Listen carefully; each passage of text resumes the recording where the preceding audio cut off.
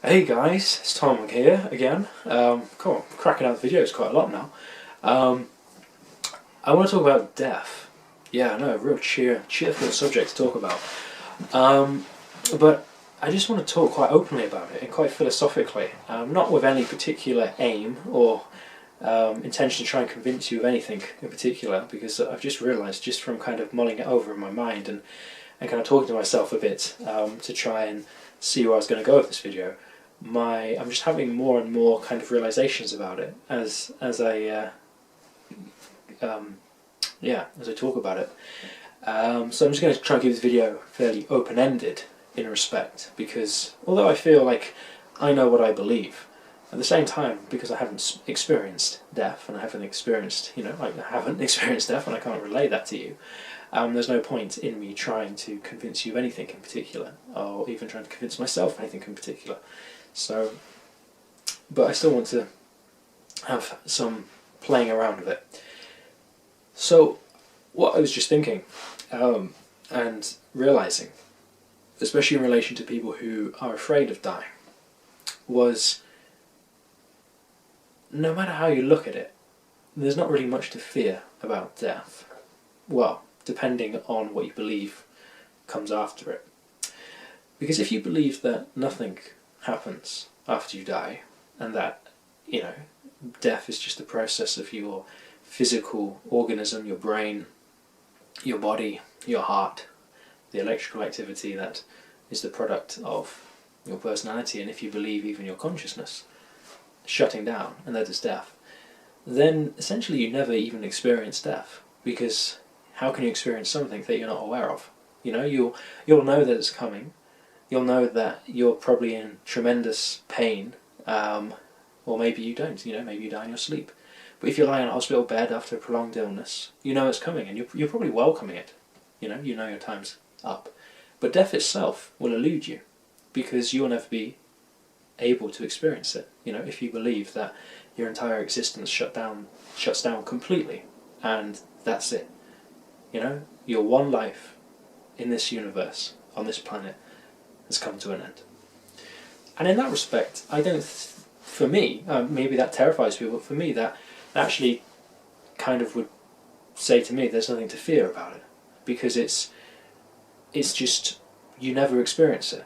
It's kind of like that moment when you just fall asleep. You don't really notice it. You're feeling tired, it's kind of creeping up on you, but that moment of slipping from consciousness, from waking consciousness into the unconsciousness of sleep, you're not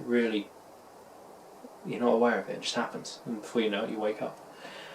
So in that respect, I don't think there's actually anything to fear, and I think if people maybe spend some more time thinking about that, it might ease their fears about it.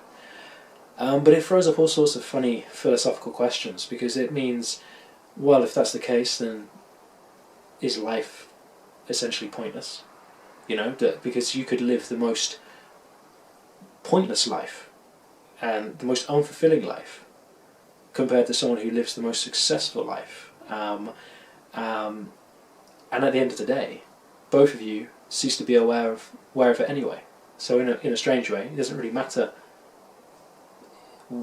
what life was experienced, because a lot of people have huge regrets. Well, not a lot of people, I don't know. There was a book written about this, the top 5 regrets of the dying. And a lot of people do have a lot of regrets when they're on their deathbed. They regret a life not well lived. They regret a life of not being able to express themselves fully, or all the dreams and desires that left unfulfilled. But if you cease to exist completely, then even those regrets cease to exist. So in a funny way, you could say it doesn't really matter too much, and the only thing that matters is the moment that you experience life, and that's the only thing that does matter. Past regrets, even when you're alive, don't matter, because it's only the moment that you can actually experience life and make any kind of change and difference. So focus on the moment, live in the moment. And in the opposite coin, if you believe that there is something after death, then it almost makes death more of an issue, because it's almost like oh, okay, so my journey is going to continue and it might take a different form. I might end up in a different place. Should I prepare for that? Should I start thinking how or where I might end up after death? Is there a correlation between the way that I'm living my life now, and between where I shall be at the end of life, or at the beginning of my next life? You know, it throws up a lot of very interesting questions in that respect, and it makes me wonder about what it is that makes people afraid of death. Because I would say most people are afraid of death. Most people don't want to die because life is the only thing that they consciously are aware of ever experiencing. And they like it. You know, we like life. There's a lot of pleasure involved in life. There's also a lot of pain, there's a lot of misery involved in life. But it still sounds more fun than eternal non-existence, doesn't it? But the funny thing, you know, I think most people, even if they claim to be an atheist or claim to be, you know, just only believe in the material universe and that everything that it comprises of their being is just, you know, the result of electrical activity in their brain, I think even they would admit that they don't look forward to dying, and maybe they even have some fear of it. But like I say, where does that fear arise from? Because if you look at it, like I've just explained, there should be nothing to fear. You never even experience death. It's just not even shouldn't even be an issue, you know? The uncomfortableness beforehand, the feeling of your body starting to degrade and fall apart and, you know, lose the life, that's obviously not going to be a nice thing to experience. And death, you know, might be welcome. But if you think that something does happen after it, and that the way you live your life now does have an effect, then that is equally as interesting, because then that makes you really look at your life, and it's a different kind of fear then, I guess. But at the same time, if you believe you need to change your life because you're afraid of, I don't know, ending up in hell, or you're afraid of being reincarnated as a rat or some lower form of existence, still the only time or place that you can change your actions and your behaviour and your thoughts and your volition of how you engage life is in the moment, is in the now.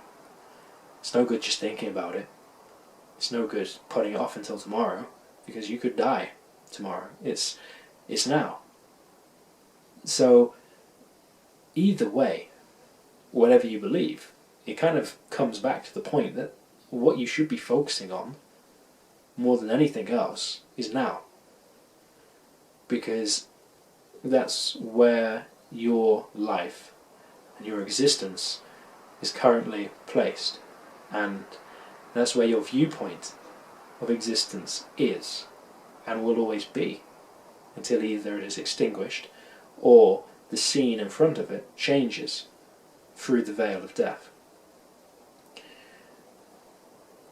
So the moment is the most important thing. Is the most important thing to experience, and it's funny, isn't it, that so many of us live in complete opposition to that, and we almost oppose life because we're living in the future, we're living in the past, we're living in our heads, we're living in fear, we're living in anxiety, we're living in what-ifs and worries. Never now. When you live in the now, all of that stuff I've just mentioned kind of starts to evaporate. But it's hard at work as well, because all of that stuff has a strong pull and a strong momentum of its own.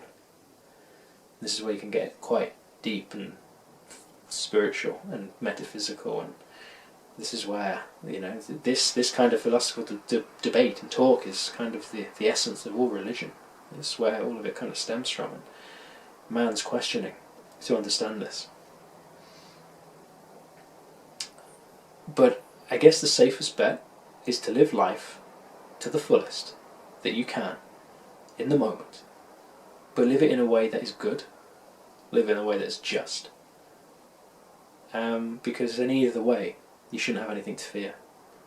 Because then if you're living a good life, you know, you're not hurting anybody, you're helping people, and you're trying to make the world, even if it's just the world around you, a better place, you should have nothing to fear about what's going to happen to you after death. You know, if your mind is of pure essence, and then there should be nothing to fear.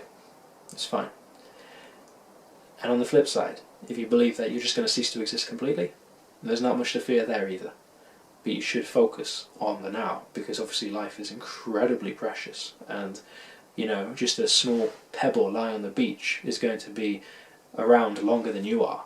So make the most of it whilst you can. Yeah. That's all I got for the moment. That's my open-ended thought pattern around death. And like I say, it's nice and kind of quite comforting talking about it in that way, but living in that moment and also becoming aware of the things that take you away from that, take you out of that, it's about trying to transcend all of that, I guess. To have a fuller experience of life right now. That's the most important thing. And that's what I'm starting to realise more than anything. Thanks for watching. Have a nice evening, or morning, or whatever, or wherever you are. Bye.